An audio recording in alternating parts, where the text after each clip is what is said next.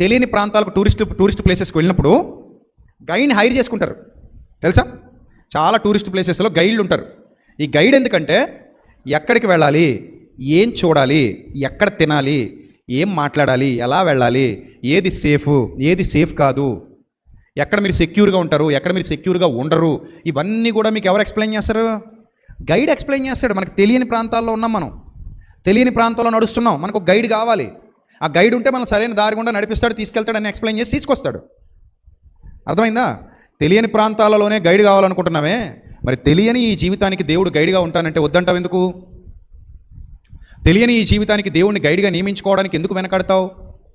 నిలబెట్టుకోవాలి, నిలబడాలి, నియమించుకోవాలి. ఆయన సన్నిధి కాంతిలో నడవాలి. అందుకే నీ వాక్యము నా పాదాలకు దీపం. It's a lamp of our life, lamp of our every path.